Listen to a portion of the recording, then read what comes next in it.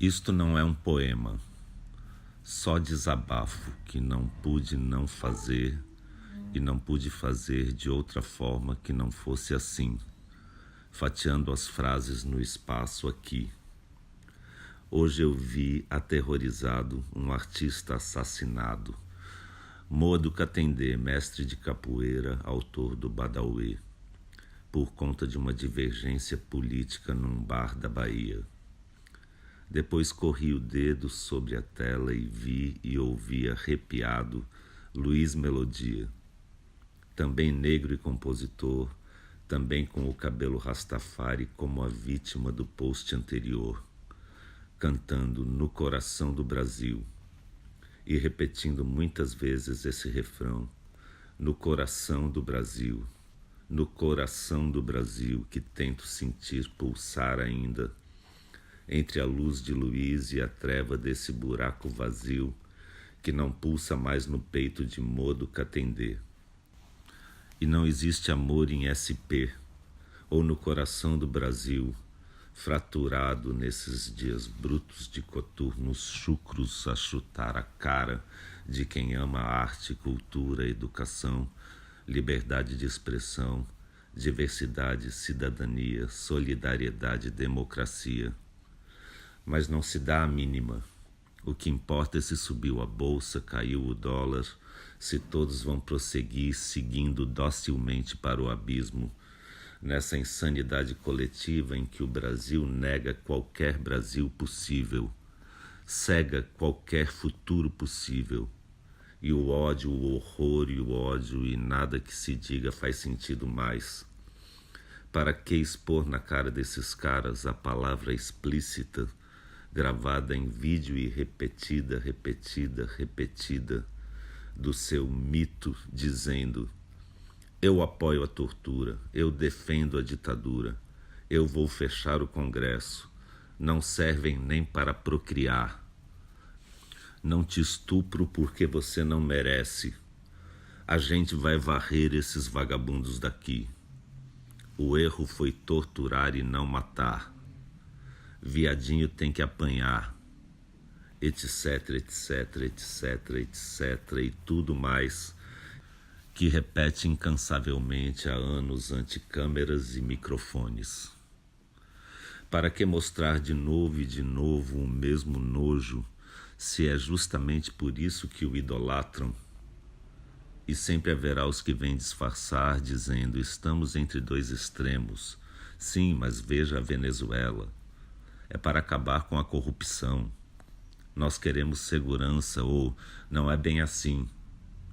Enquanto constatamos cada vez mais que sim, é assim mesmo, é assim que é. Mas como li por aí, como explicar a Lei Rouanet para quem ainda não assimilou a Lei Áurea?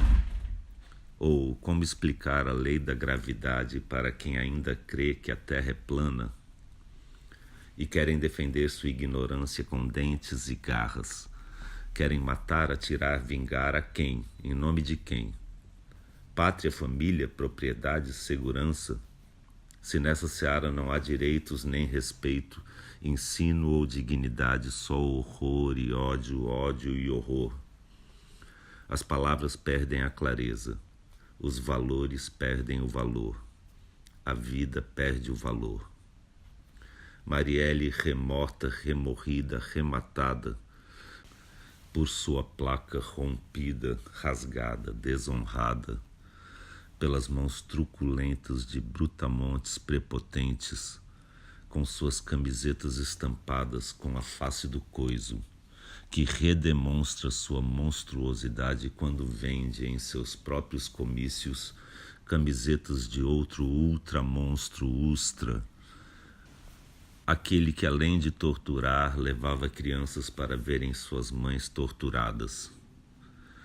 E esses mesmos abomináveis que, diante de uma claque vergonhosa, se orgulham de terem rasgado as placas com o nome Marielle Franco, estão, sim, agora eleitos, satisfeitos, mas não saciados de todo o sangue de inocentes que há de correr só por serem diferentes, excitando em outros o desejo de exercer seu obscuro poder de milícia, polícia, esquadrão da morte, e o anúncio da rocinha metralhada como solução, a barbaridade finalmente institucionalizada como diversão, o Brasil finalmente sem coração. Fora da ONU e dos acordos internacionais pelo meio ambiente, sem controle de sensatez ou mentalidade, sem limite humanitário. Não vai ter ONG, não vai ter ativismo, não vai ter mimimi. Bradam cheios de si e de ódio, criminosos contra o crime, opressores pela família, amorais pela moral. Apesar de todos os alertas da imprensa internacional, de esquerda, de centro, de direita, só não vê quem não quer a tragédia anunciada, divulgada não como boato, mas escancaradamente enquanto empoderados pelo discurso de ódio, de horror e ódio, seus eleitores já saem pelas ruas dando tiros e gritos, enxurradas de fakes, suásticas nazistas gravadas com canivete na pele da menina que usava ele não estampado na blusa. E a promessa de violência desmedida se concretizando antes mesmo de começar o segundo turno. E nem 1 centímetro de terra para os índios, e nem um pingo de direitos civis ou humanos. E a volta da censura e o ódio, o horror e o ódio, para encerrar de vez o sonho de uma nação que tem a chance de dar ao mundo sua contribuição original, agora fadada a repetir o que de pior já houve na história. Sem história agora, sem Museu Nacional, nem cultura nem educação, abolir filosofia e arte. Em seu lugar, moral e cívica, escola militar, religião, geografia dos lucros e dividendos, massacre das minorias, horror e ódio e horror crescente, permanente enquanto dure. Pois ninguém larga o osso assim tão fácil depois de um golpe, que precisa parir outro golpe ou autogolpe alimentado por todas as fakes e facas contra as costas de artistas como Moa. Mas na cabeça de quem apoia tudo se justifica. O fascismo, a tortura dos presos, o sumário julgamento sem júri, autorização dada à polícia para matar, e o ódio aos pobres, as blitzes ostensivas, a guerra declarada dos que aceitam assassinos para combater bandidos. Se tudo está invertido mesmo, pobre elegendo milionário pelo avesso e ao contrário, então se autoriza a sórdida barbárie dos fortes contra os fracos.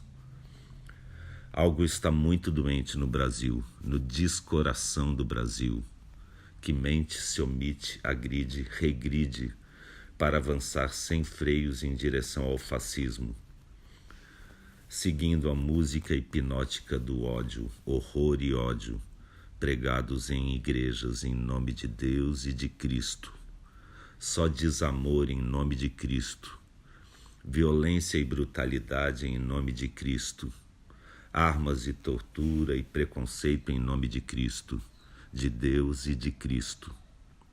Armar a população para metralhar os adversários, os diferentes, os miseráveis, os favelados, os do outro lado, os que se manifestam ou contestam ou pensam de outra forma, ou se vestem de outra cor, ou têm outra cor, ou qualquer pretexto que se crie para espalhar o ódio, o horror e o ódio. Do machismo ao estupro, da mentira ao linchamento, do homicídio ao genocídio. Tinha que ter matado pelo menos 30 mil. Já sem democracia, palavra vazia em boca de quem compactua, e não são poucos, pensando ser possível alguma forma de neutralidade nesse momento.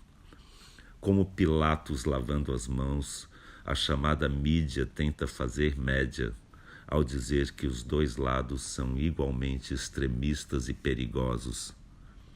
Mas então onde estavam nos últimos 3 mandatos e meio, antes do pesadelo Temer? Estavam numa ditadura comunista e não sabiam? Na verdade, todos sabem muito bem que o extremismo vem de um só lado, que quer se eleger para acabar com eleições. E que o grande perigo é mesmo esse jogo de equivalências que, na verdade, serve ao monstro. Pois a omissão é missão impossível neste agora.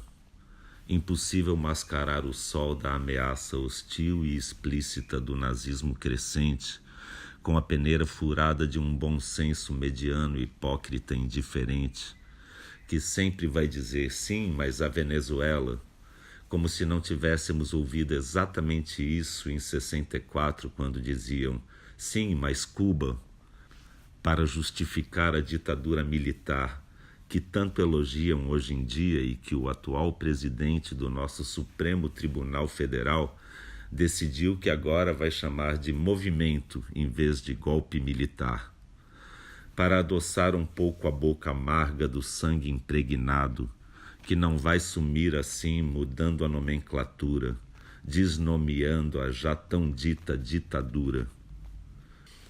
Mas esse desequilíbrio ético que diz preferir uma autocracia perfeita a uma defeituosa democracia, esse erro que nenhum arrependimento será capaz de reparar quando for tarde demais, ainda dá para evitar. Ainda é tarde de menos para conter o ódio, o horror e o ódio. Ainda dá.